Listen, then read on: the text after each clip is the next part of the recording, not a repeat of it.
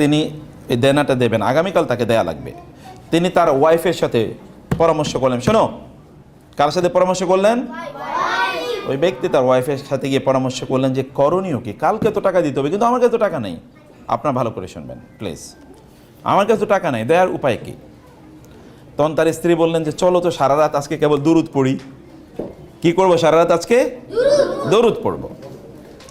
আল্লাহুম্মা সাল্লি আলা মুহাম্মদ, আল্লাহুম্মা বারিক আলা মুহাম্মদ সাল্লাল্লাহু আলাইহি ওয়াসাল্লাম, এরকম আজকে সারা রাত দুরুদ পড়বো।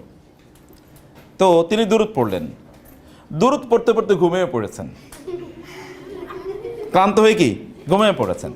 ঘুমের মধ্যে তিনি স্বপ্নে দেখলেন যে কেউ একজন তাকে বলেছেন আগামীকাল সকালে তুমি নগর পিতা গভর্নরের কাছে যাবে, মেয়রের কাছে যাবে, গিয়ে মেয়রকে তুমি বলবে প্রতি রাতে সে আমার উপর 1000 বার দুরুদ পড়ে ঘুমানোর কথা, কিন্তু গত রাতে সে 1000 বার পড়ে নাই।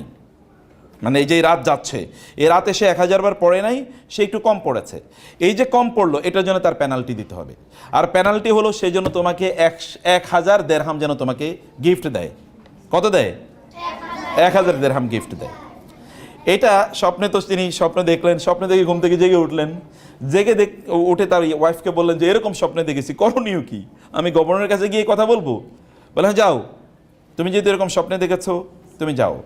তিনি গভর্নরের দরজা তিনি গেলেন, ট্রু স্টোরি বলছি। এখন গভর্নরের দরজায় তিনি গেলেন, গিয়ে ওইখানে বললেন সিকিউরিটিকে যে আমি একটু গভর্নরের সাথে দেখা করবো। আপনি কে? বলে আমি তো পরিচয় দেওয়ার মতো কিছু নাই, কিন্তু আমি একটু ওনার সাথে দেখা করতে চাই। বলে আপনার নামটা বলেন, গিয়ে গভর্নরকে বলি। বলে নাম হলো এরকম। তো যাওয়ার পরে গভর্নরকে গিয়ে বললেন সিকিউরিটির লোকেরা যে স্যার এরকম একজন লোক, জনাব এরকম একজন লোক আপনার সাথে দেখা করতে এসছেন। বলে নাম কি? বলে নাম এরকম। বলে তাড়াতাড়ি নিয়ে আসো, তাড়াতাড়ি নিয়ে আসো তাকে। তাকে তাড়াতাড়ি নিয়ে গেলে, এখন গার্ড অফ অনার দিয়ে তাকে নিয়ে গেছে, কারণ গভর্নর বলছে তাকে নিয়ে যাওয়ার জন্য, খুব সম্মানের সাথে নিয়ে গেছে। গভর্নর তারা দেখে ভাই বসেন বসেন বসেন। বলে কি এবার বলেন কি জন্য এসছেন? বলে আমি তো কেমনে বলি আপনারে, গত রাতে এরকম এরকম একটা স্বপ্নে দেখেছি, আমার এরকম একটা প্রবলেম আছে, এরকম একটা স্বপ্নে দেখেছি। এই স্বপ্ন দেখার পর আমি ভাবলাম আপনার সাথে এই স্বপ্ন এর কথা আপনার সাথে বলা দরকার। বলে আপনি ঠিকই দেখেছেন, আমাকেও গত রাতে রাসূল সাল্লাল্লাহু আলাইহি ওয়াসাল্লাম নির্দেশ দিয়েছেন আমি যেন আপনাকে 1000 সিলভার কয়েন, যেন 1000 রৌপ্য মুদ্রা যেন আপনাকে আমি দিয়ে দিই। এই আমি এটা রেডি করে রাখছি, আপনি নিয়ে যান এটা। এখন উনি এটা নিয়ে আসছেন। নিয়ে আসার পর ওই যে আজকে কিন্তু অনেক দিন পর্যন্ত টাকা দেওয়ার কথা, আজকে টাকা দেওয়ার কথা, এর মধ্যে তার বিরুদ্ধে কি হয়ে গেছে? মামলা হয়ে গেছে কাজীর কাছে। কাজী মানে হচ্ছে বিচারক। কাজী মানেই যিনি বিয়ে পড়ান এরকম না, কাজী মানে কি বিচারক। আমাদের দেশে এখন তো বিয়ে পড়ায় যাদেরকে তাদেরকে বলে কাজী, কিন্তু আসলে কাজীর কাজ কি? বিচার করা। এদেরকে বলা হয়তো কাজী। আগের যুগে কাজী মানে হচ্ছে বিচারক, এবং কাদিউল কোদাত মানে হচ্ছে চিফ জাস্টিস। বিচারকের কাছে গেলেন, বিচারক ওই যে ওই পাওনাদার কিন্তু বিচারকের কাছে গেছেন, উনিও গেছেন বিচারকের কাছে। বিচারকের কাছে যাওয়ার পরে বিচারক তাকে দাঁড়িয়ে সালাম দিয়েছেন, আসেন একটু, আসসালামু আলাইকুম। বলে কি? বলে গত রাতে রাসূলুল্লাহ সাল্লাল্লাহু আলাইহি ওয়াসাল্লাম আমাকে নির্দেশ প্রদান করেছেন আমি যেন আপনার 500 দিরহাম দেই, কারণ আপনি বিপদ থেকে যদি আপনি মাপ না পান, আপনার এরকম একটা দেনা আছে, এই দেনা পরিশোধ করার জন্য আমি যেন 500 দিরহাম দিই। আমি টাকা নিয়ে আসি আপনার দেওয়ার জন্য, আপনার পক্ষ থেকে আমি পরিশোধ করব। যেই লোক পাও না কথা, সেগুলো ঘটনা কি, এগুলো কি হচ্ছে? বিচারক টাকা দিচ্ছেন। বলে ভাই এরকম এরকম ঘটনা, আমি এরকম নির্দেশ পেয়েছি।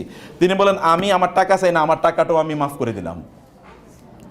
কারণ দেওয়ানা ছিল কত? 500 দিরহাম, কিন্তু 500 দিরহাম তো মাপ পাইছে, কিন্তু এক্সট্রা পাইছে কত? আরো 1500 দিরহাম। রাসূলুল্লাহ সাল্লাল্লাহু আলাইহি ওয়াসাল্লামের উপর কেউ যদি দুরূদ পড়ে হাদিসে এসেছে, তাইলে আল্লাহ সুবহানাহু ওয়া তাআলা তার জন্য দুটো জিনিস করে। Allah ensures two things for him or for her. আপনারা এটা করবেন, আমি ব্যক্তিগতভাবে এটা করি। যদি কখনো বিপদে পড়ে যায় আমি দুরূদ পড়ি। দুরূদ পড়া শেষ বিপদও শেষ, দুরূদ পড়া শেষ বিপদও শেষ। আপনার এক্সপেরিয়েন্স ইট, টেস্ট ইট, জীবনে পরীক্ষা করে দেখেন, পরীক্ষা করে দেখেন। হাদিসে এসে ইদান ইউগফারু যামবুক ওয়া ইউকফা ওয়া তুকফা হাম্মুক, তাইলে তোমার গুনাহ আল্লাহ মাফ করে দেবেন এবং তোমার বিপদ আল্লাহ তাআলা দূর করে দেবেন যদি বেশি বেশি কি করো? দুরূদ পড়ো। বেশি বেশি দুরূদ পড়লে এমন একজন ব্যক্তি যার উপর দুরূদ পড়লেই বিপদ দূর হয়ে যায়, তাকে ফলো করলে কি হতে পারে চিন্তা করে দেখেন তো, তাকে অনুসরণ করলে কি হতে পারে। আবু হুরায়রা রাদিয়াল্লাহু তাআলা আনহু তিনি একবার আসলেন, তার কিছু খাবার আছে, অথেন্টিক ন্যারেশন। আবু হুরায়রা রাদিয়াল্লাহু তাআলা আনহু আসলেন এবং একটা ছোট্ট ব্যাগের মধ্যে কিছু খেজুর নিয়ে আসলেন। এসে তিনি রাসূল সাল্লাল্লাহু আলাইহি ওয়াসাল্লামকে বলেন, ইয়া রাসূলুল্লাহ, আমার এই খেজুরের জন্য একটু দোয়া করে দেন আপনি, খেজুরের মধ্যে কি একটু দোয়া করে দেন আপনি। রাসূল সাল্লাল্লাহু আলাইহি ওয়াসাল্লাম বললেন, হে আল্লাহ, তুমি তার খেজুরের মধ্যে বরকত দান করো। আল্লাহুম্মা বারিক ফি তুমুরিহি, হে আল্লাহ, তার এই যে খেজুরের মধ্যে তুমি কি করো, বারাকা দান করো। এটা তিনি দোয়া করলেন। এই দোয়া করার পর তিনি খেজুরের ব্যাগটা নিয়ে তিনি চলে গেলেন। এরপরে তিনি ব্যাগটা রেখে দিলেন। যখনই খাবারের সংকট হয় তখনই ওইখানে চোখ বন্ধ করে এখানে হাত দেন। হাত দেওয়ার পরে যা খেজুর হয় সেগুলো তিনি খান, এগুলো ব্যবহার করেন, এরপর আবার ওইটা ওইভাবে রেখে দেন।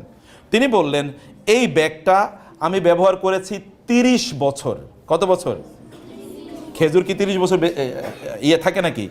খেজুর নষ্ট হয়ে যাওয়ার কথা না? কিন্তু এখানে দোয়া করে দিয়েছে কি, ফু দিয়েছে কি রাসূলুল্লাহ সাল্লাল্লাহু আলাইহি ওয়াসাল্লাম। ফু দেওয়ার কারণে 30 বছর পর্যন্ত তিনি বললেন, আমার যখনই বিপদ হতো তখনই আমি এখান থেকে খেজুর নিতাম এবং খেতাম বা অন্য জায়গায় বিলি করতাম। কোনোদিন এক ফোঁটা খেজুর এখান থেকে কমে নাই, শেষ হয় নাই। কিন্তু ওসমান রাদিয়াল্লাহু আনহু যে বছর মারা গেলেন, শাহাদাত বরণ করলেন, ওই বছর খেজুরের ব্যাগটা নিয়ে আমি বাইরে যাচ্ছিলাম, কিন্তু আমার ওট থেকে খেজুরের ব্যাগটা পড়ে গেছে। এই যে হারিয়ে গেলাম, আর হারিয়ে গেল, আর আমি এটাকে খুঁজে পাইনি। রাসূলুল্লাহ সাল্লাল্লাহু আলাইহি ওয়াসাল্লাম বনু মুস্তালিক যুদ্ধ থেকে তিনি ফিরে আসছিলেন, 1400 সাহাবী তার সাথে। অথবা আপনারা জানেন হুদায়বিয়া থেকে তিনি ফিরে যাচ্ছিলেন, 1400 প্রায় সাহাবী তার সাথে। এর মধ্যে তারা বললেন, হঠাৎ করে তাদের রাতের বেলা তাদের পানি শেষ, এখন তাদেরকে গোসল করতে হবে, তাদেরকে ওযু করতে হবে, তাদেরকে পানি খেতে হবে এবং তাদেরকে কি পানি প্রিজার্ভ করতে হবে, কারণ তারা তো জার্নিতে আছে। আরব দেশে তো আর সব জায়গায় পানি পাওয়া যায় না, আরব দেশে পানি নাই, এটা হলো আরবদের নেচার। ওইখানে কোনো no navigational source of water, এমন কোনো সোর্স নাই যেখানে আপনি পানি পেয়ে যাবেন। পানি আনতে হয় বহু দূর থেকে, হয়তো বা সেটা জেদ্দা থেকে নিতে হবে বা অন্য জায়গা থেকে নিতে হবে এরকমভাবে, অথবা গভীর কূপ আছে, এই কূপ থেকে বিভিন্ন জায়গায়, এটা খুব দূরে দূরে কিছু কূপ থাকে, কারণ সব জায়গায় এত বড় কূপ তৈরি করাও যায় না, অনেক গভীরে কূপ তৈরি করা লাগে। আর মরুভূমিতে, একটা পাথুরে মরুভূমি, কূপ তৈরি করা এত সহজ জিনিস না। অতএব এখানে পানি হচ্ছে মোস্ট ভ্যালুয়েবল রিসোর্স আরবদের জন্য, মোস্ট ভ্যালুয়েবল। পানির জন্য তারা যুদ্ধ পর্যন্ত করে, এরকম একটা অবস্থা। তো এই আরবে পানি নাই, পানি নিয়ে তাদেরকে চলতে হয়।